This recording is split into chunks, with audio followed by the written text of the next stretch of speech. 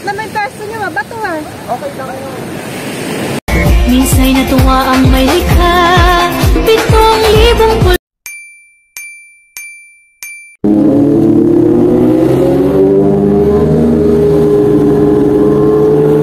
Naunahan na naman, mamaya maghihintay na naman. Ay, bumeng. So, ayun nga guys, kami ay may pupuntahan. Nakikita niyo naman sa aking katabi, yung isa natutulog at yung isa kumakain ng mali. Diba na? Ito po yung aming driver for today's video. Mahihain po yan. Siyempre, ito po yung kanyang jowa. Ay, hindi. Diba guys, tinanggi niya. So, ano ibig sabihin nun? Kami po ay pupunta na... Ay, tamanungkit tayo.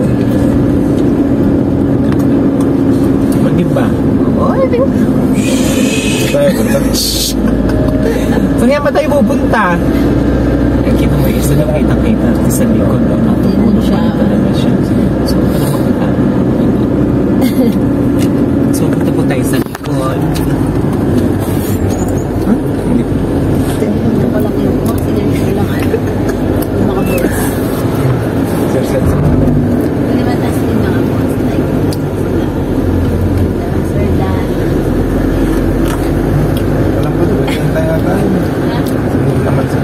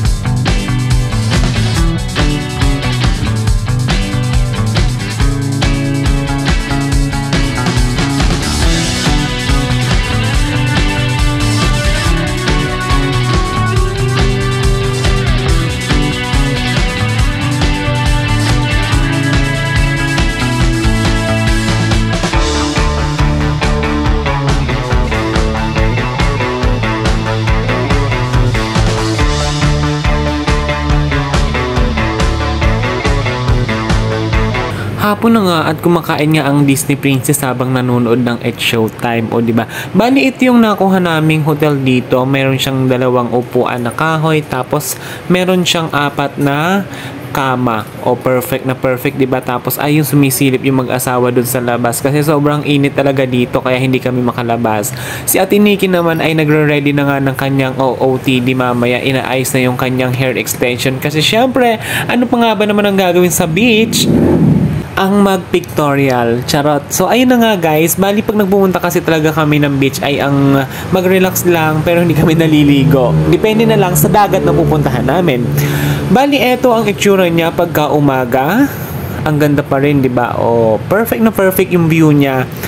hinihintay na nga lang namin na lumabas ang haring araw kasi isa to sa moment na talagang pag nasa tabing dagat ako ay ang mapagmasdan ang paglabas ng araw. Kasi minsan lang talaga kami nakakapunta ng beach kasi nga 'di ba? Syempre kailangan unahin ng trabaho tapos ipon-ipon ng konti para naman sa outing, 'di ba? Kaya naman guys, magpunta na rin kayo ng dagat. Hindi puro trabaho dapat. Kailangan nyo ring mag-relax, mag-unwind, at ma-relax din ang katawan tsaka isip kakahanap buhay. I-enjoy nyo yung buhay nyo hanggat bata pa kayo at hanggat malakas pa kayo mag-unwind, mag-relax, at magdagat. Isa sa moment talaga yung nakakapunta ng dagat. Para sa akin lang isa yun sa pinaka-moment ko yung makapag-dagat once a year or kahit hindi naman siguro once a year, gano'n lang. Bali, ayun na nga, naghihintay din talaga yung iba na lumabas yung araw. Tapos, ayun na nga, eto, may upuan pa kaming bitbit. Syempre, ganun talaga. Kailangan mag-enjoy Kailangan ma-feel talaga yung moment kapag ka nasa malayong lugar ka. Tapos mahina pa yung signal, hindi ka makapag-reply sa mga client. Kaya pasensya naman na po. Nagbabakasyon ang Dora nyo. Charot! So ayun na nga guys, hinihintay nga namin na lumabas na yung ating haring araw kasi mafe-feel talaga natin kapag ka nasa ganitong lugar tayo ay ang ma-relax at mag-enjoy. O, diba? Kaya naman guys, maririnig lang natin sa tabing dagat ay ang hampas ng alon na talaga nakaka-relax, nakaka-amaze kasi ang iba yung 'di ba, yung panahon or yung mundo. Ang dami kong sinabi. So ayun na nga, 'di ba?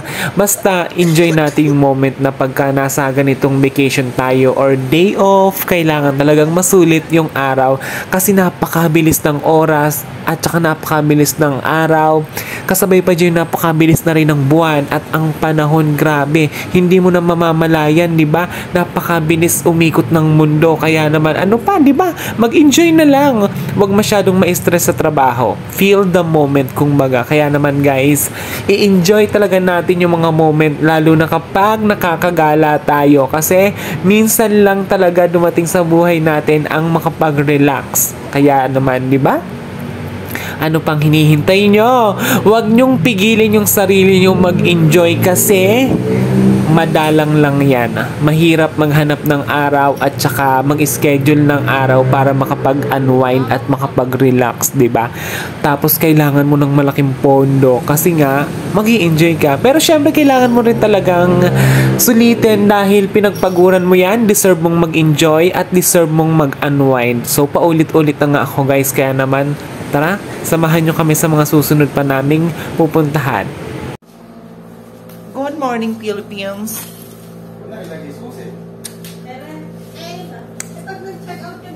Okay guys, so uwi na kami kasi nga tapos na yung aming day off. Within soon 2 days. Ay, ang cute-ong aso! Natay sa bigan. Hindi, nadala ako ng bag. Kumawit din na hayop. Okay, yung paa mo. Your feet is in the ground. Hi! Hello, pasok! Dahil uuwi na tayo, it's your turn sa gitna.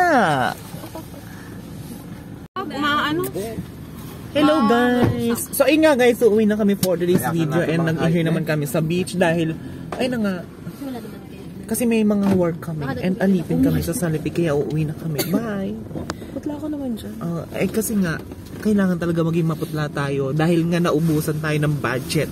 Okay? Kaya pala tayo namumutla. Namutla tayo sa gastos. Okay, bye. Bye guys!